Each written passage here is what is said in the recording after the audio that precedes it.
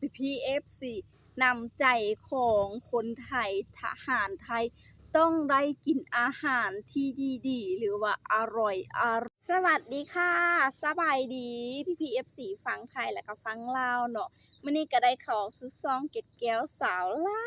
วอีกเช่นเก่าเช่นเคยแล้วเนาะซึ่งมื้อนี้สาวเก็ดแก้วมีเรื่องราวและก็ข่าวๆดีๆที่ว่าจะมานำเสนอให้ PPFC ได้รับได้ชมแล้วก็ได้ฟังนำกันเนาะ PPFC เกี่ยวกับทหารไทยต้องได้กินอาหารดีๆเนาะของกินดีๆเพราะทหารของไทยคือแบบแผ่นดินของปกปักรักษาประเทศชาติซึ่งคนไทยก็ได้ให้กินแต่ของดีๆของแซ่บๆนั่นเองเนาะเดี๋ยวเราไปติดตามรับชมคลิปวิดีโอไปพร้อมๆกันว่าวิธีการกินอยู่ของทหารไทยจะเป็นแบบใดเนาะ PPFC ก่อนไปรับชมก็ต้องขออนุญาตจากเจ้าของภาพที่ว่าเอาภาพของเพิ่นไปเผยแพร่นั่นเองขออนุญาตหลายๆเนาะเดี๋ยวเราไปติดตามรับชมคลิปวิดีโอนี้ไปพร้อมๆกันเลย Let's go เฮามาเบิ่งนำกันเลยเนาะ PPFC เปิดคลิปแรกก็แบบพี่ทหารเพิ่นจะมากินข้าวเลยเนาะ PPFC กินข้าวอยู่ปูอยู่พื้นกินแบบนี้เลยป๊าดเป็นตาแซ่บแท้กินกับลาบเนาะ PPFC ลาบก้อยหรือว่าแกงป่าเนาะ PPFC เนาะอันถ้าเป็นทหารเพิ่นจะไปปฏิบัติหน้าที่อยู่ตามป่าตามภูพี่นะน่าจะได้นอนอยู่ป่าเนาะ PPFC สาวเกดแก้วก็บ่แน่ใจคือกันเนาะ PPFC เพิ่นกำลังกินลาบก้อยเนาะอร่อยแซ่บอันนี้ก็เป็นเชฟเนาะ PPFC เชฟดังเพิ่นมาเฮ็ดขนมให้กินให้พี่ๆทหารได้กินจังซี่เพิ่นพากันซัปพอร์ตพี่ทหารส่ำใดเบิ่งจากคลิปวิดีโอนี่ก็รู้แล้วพี่ทหารนี่ก็แบบมักกินของหวานแรงเนาะเบิ่งแม่แต่ละคนพากันนี่ป้อนกันอีกเนาะพากันป้อนกันอีกเนาะเป็นเชฟดังจากไทยเลยมาเฮ็ดให้พี่ทหารกินเนาะเป็นเชฟดังต้นๆของเชฟไทยล่ะคลิปต่อมาก็พี่ทหารเพิ่นกำลังแต่งกินแล้วเกิดพายุฝนตกคลิปต่อมาก็เพิ่นจะได้เครื่องสู้กำลังจากพ่อแม่ประชาชนจากฝั่งไทยเนาะอันนี้ก็เป็นสิ่งที่จำเป็นของพี่ทหารเวลาเมื่อยๆก็จะมีก๊อกใส่แบบสดชื่นตื่นทั้งคืนบ่ได้หลับบ่ได้นอนแล้วเพิ่นก็แบบขอบคุณครับสิเนาะคลิปต่อมาก็เห็นบ่ PPFC คนไทยเพิ่นช่วยกันอีหลีเอาน้ำเนาะปลากระป๋องมาให้เนาะโยนให้กันแบบรับจากมือพี่ทหารเพิ่นกับพากันขนจากขนขึ้นรถนั่นเองเนาะแล้วก็เพิ่นแบบ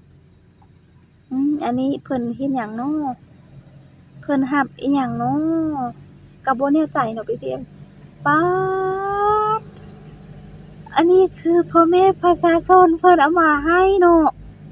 ทุเรียนมังคุดมักเงาะขนมป๊าดเต็มแฮงกินดูอยู่ดีคลิปต่อมาก็เป็นการแต่งกินอันนี้ก็น่าจะอยู่แถวสายแดนอยู่ในป่าวิธีการแต่งกินเนาะป่าผัดน่าจะประมาณผัดใส่กะเพราเห็นใบกะเพราเนาะPPFC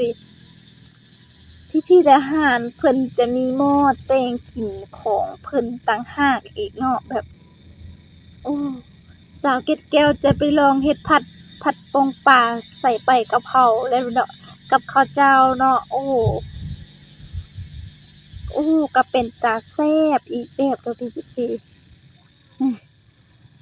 คลิปต่อมาก็เป็นการพี่ทหารเพิ่นกำลังเฮ็ดที่หลบภัยพิธีกำบังอิหยังสักอย่างเนาะแล้วก็แบบกินไปพร้อมซาลาเปามีการแบ่งกันขนมวันละอิหยังสักอย่างนี่แหละประมาณนี้แหละโอ้ย เวลาเฮ็ดเวียกเหนื่อยๆได้กินของดีๆของแซ่บๆนี่คือแบบหายเหนื่อยทันทีเลยเนาะพี่ๆ FC อืมขนาดสาวเกล็ดแก้วนั่งอยู่เบิ่งก็ยังอยากกินแล้ว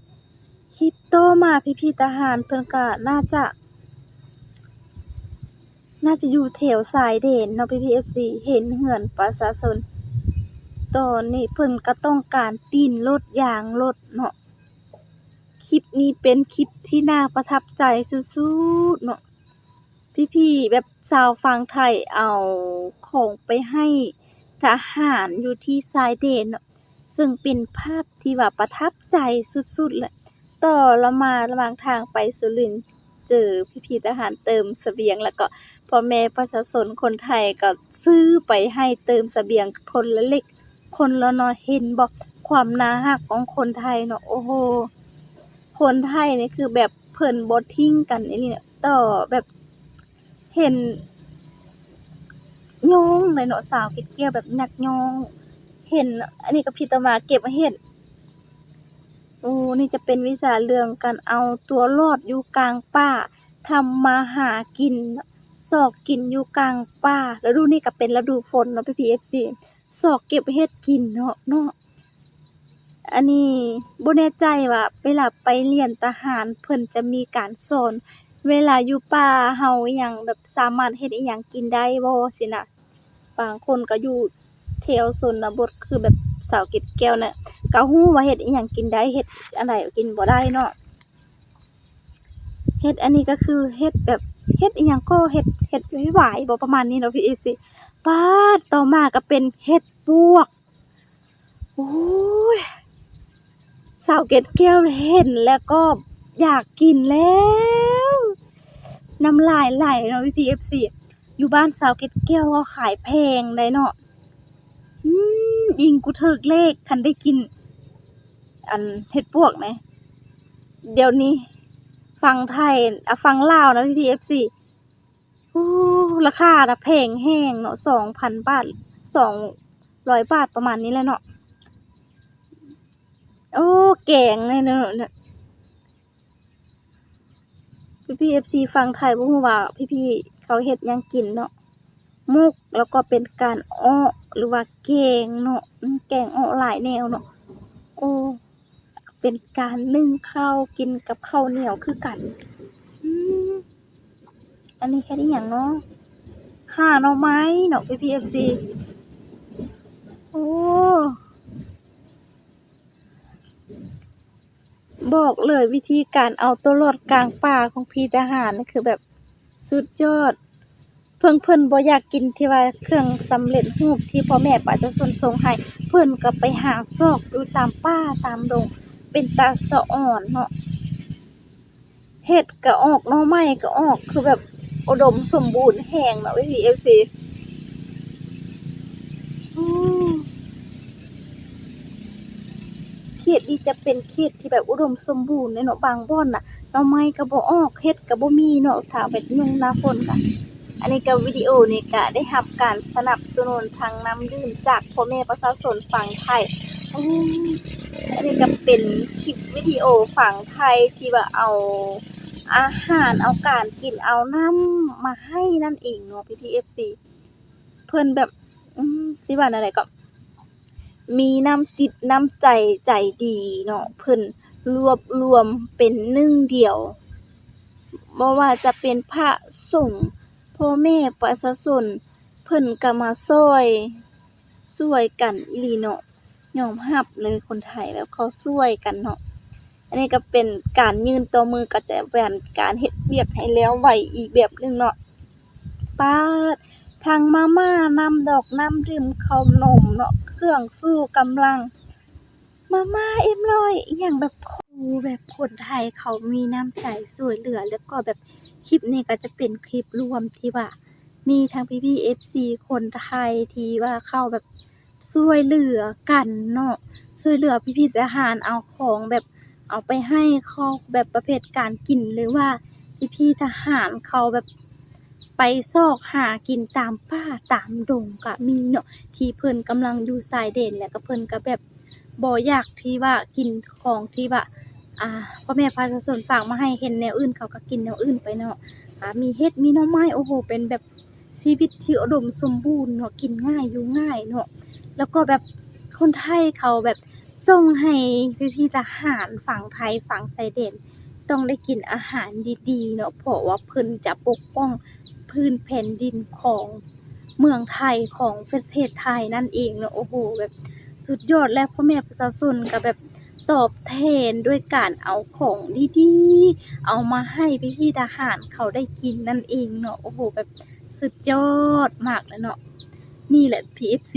คนไทยเขาบ่ทิ่มกันเนาะเขาช่วยเหลือเอื้อเฟื้อแผ่เนาะคือสุดยอดนี่ก็เป็นคลิปวิดีโอที่ว่าน่าสนใจ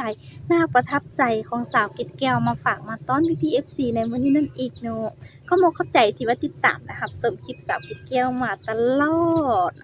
ถ้าหากพี่ๆ FC คนใดอยากให้สาวเกดแก้วเฮ็ดคลิปหยังก็บอกใต้คอมเมนต์ได้เนาะสำหรับคลิปนี้สาวเกดแก้วก็จะได้ขอตัวลาไปก่อนจ้าไว้เจอกันคลิปหน้าเด้อ